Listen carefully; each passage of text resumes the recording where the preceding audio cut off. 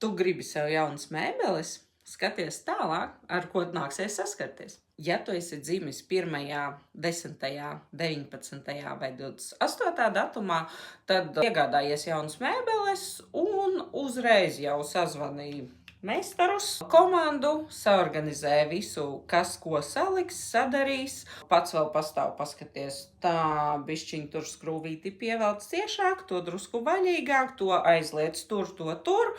Viss ir paveikts, nevis paša rokām, bet ar komandas palīdzību citu cilvēku rokām.